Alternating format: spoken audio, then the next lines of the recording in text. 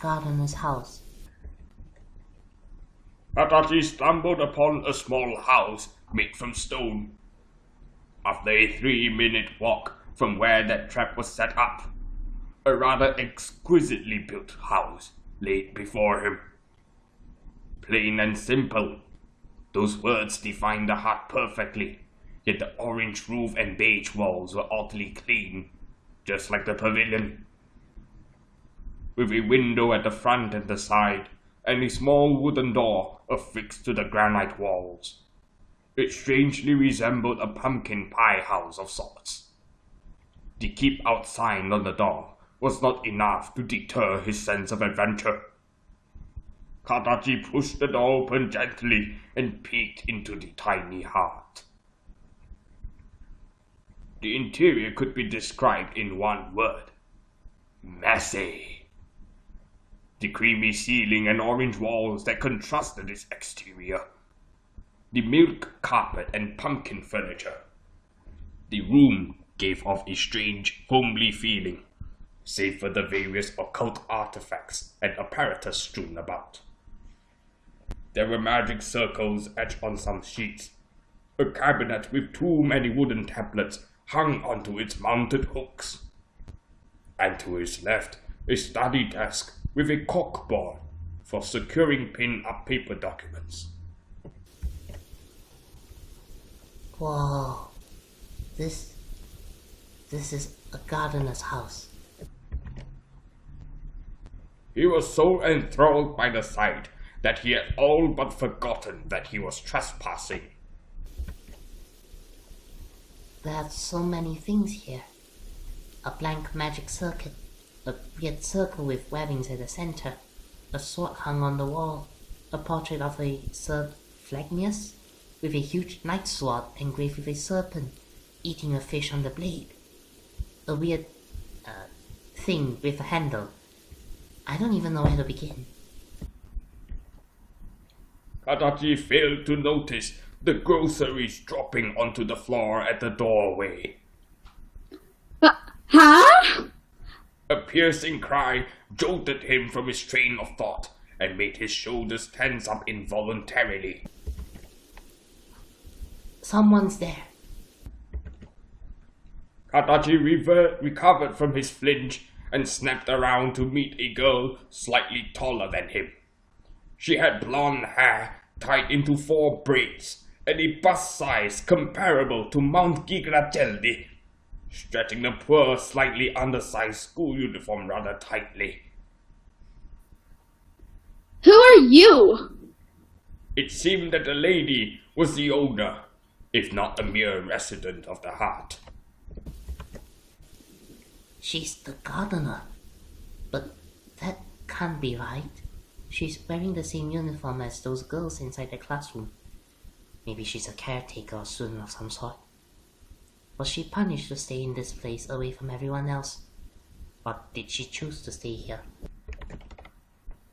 Her inquiring gaze and mouth agape expected an answer from the child, so he introduced himself briefly.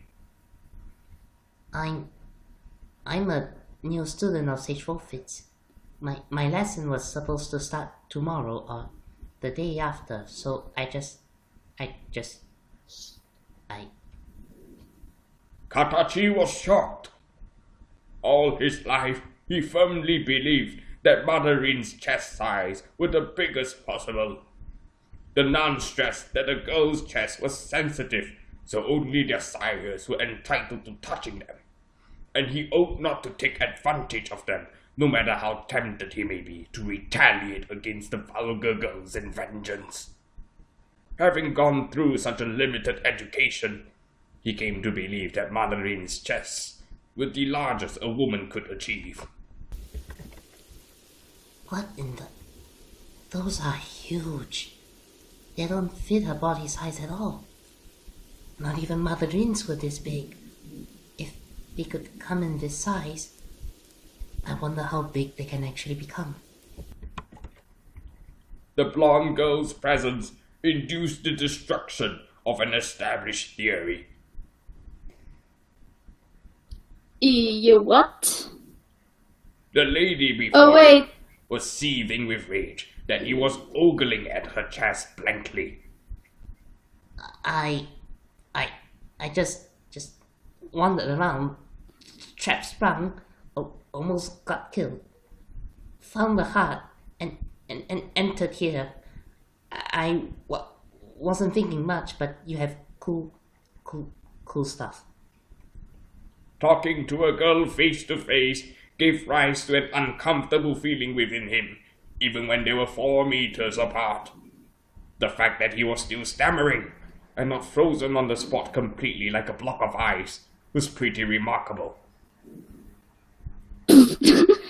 What's with you? There's no need to be this tense. It's not like I'm going... The girl scornfully mocked his erratic speech, but her face changed into a serious frown as she replayed his words in her head. You sprang the trap? Yes, I did. I touched that wire thing, and there were lots of shots that flew towards me. The girl's eyes widened, and her jaw dropped in disbelief. Impossible. Those shards were infused with Rolu's decay magic. You were supposed to rot at the part struck, and you'd have no control over your body. Well, I knew that trap wasn't that simple. It was a right choice protecting myself after all. A trap that decays bodies. Who are you? The shock incited his natural instincts to defend himself. I have no idea what she intends to do after turning me into her puppet. But I'm not going down without a fight. Katachi bent his legs a little and hunched his back, lowering his center of gravity. Should there be a surprise attack just like before, he would have to be ready to anticipate and intercept them. This boy barged into my house, and now he wants to fight me? He doesn't even seem to know who I am, though. I guess I can try to calm him down for now. The rational approach was often the correct one. I'm Bael. I'm an wait. It's okay, just go ahead with it. Animationist, however you want to pronounce it, it's okay. Just go with it. Just go with it. I'm gonna pause one now. I'm Bael. I'm an animationalist, or well, reanimator if you rather that. I live here because I want my roommates often complain about a rotting smell coming from me, but I can't help it if I want to be proficient in my studies. The boy wore a dumb look on his face. Smell?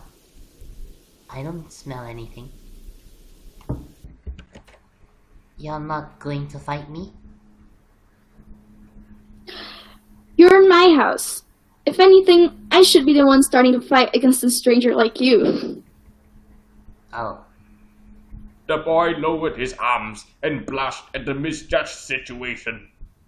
He seemed to have noticed that he was the one intruding and should, therefore, expect to be attacked. To have his guard down for even a slight moment showed how long his road to maturity and situational awareness was. Cute! Bill started constructing twisted thoughts in her head. He's so stupid, so pure. He's like a clay doll that's still moist. I want to mold him into a shape that suits me. Her face started to contort into a very wide and sinister smile. The boy must have noticed, because he took a few steps back in horror when he noticed the shifting eyebrows and lips on Bill's face. Let's start over. What's your name? The boy retracted his neck further and further. You're not going to use my name for some curse or something, are you? I can't curse you even if I had your name. The boy finally let his guard down after hearing that response. He reached his hand out slowly for a handshake and muttered softly, Then, katachi. Kotsuba katachi. The words escaped his lips in a quick hiss, hiding his emotions well. Kotsuba? That's familiar. The structure suggests that he might have come from the Far East, or maybe his parents did. Is he an Odeon? It's nice to meet you, Kotsuba Katachi. She uttered his name in an unusually fast tempo, as though she were exhaling it in an attempt to replicate the speed which he coughed his name out. Katachi's face curled into an irritated frown upon hearing that. I would rather you omit my surname. His name. Wait, his name! I know it means something in Odeon. I don't really know what it represents, but I've heard of it before. Bale's head brewed with a nasty idea. I have a better idea. I'll just call you Baka. It was common knowledge that Odeon words were strangely designed. Any random combination of syllables gave a different meaning, and among them, Baka was supposedly a demeaning term. For his name to match with that coincidence was in utter bad taste, much to Katachi's aversion. Bill was going to love teasing daylight out of him. Katachi walked out of Cosmomatel nude and rested on a bench right outside an archway that led to the halls. His shirt was mended with scraps of varying colors, and a small handkerchief dyed beige, along with the words Mika cropped by the cloth's edges. What a difficult woman. After mocking his name for a good 5 minutes, the large lady proceeded to pour some tea for him, and they chatted for around 3 hours, with her talking excitedly about the school's history and facilities he wasn't particularly interested in. The only thing he could have done was to tolerate and endure until her mouth ran dry, which was a bad idea in every definition of the term. She animated her teapots to refill her cup on a regular basis, so even before a quarter of the way through, Katachi succumbed to torpor. By the time he came to, the ribs in his ragged shirt were patched by various pieces of cloth. He was quite shocked to realize that the sun was almost halfway down, given that he entered the garden while the sun was still high. I should head back to my room. Where is it? No sooner had he stepped through the archway, did he feel the directional magic control his limbs oppressively. Katachi headed left as he entered the doorway, but the magic forced his body to spin around and walk to his right. That was certainly disorienting, but thankfully it was short-lived. Had one suffered that effect for long periods, one would most likely vomit from dizziness.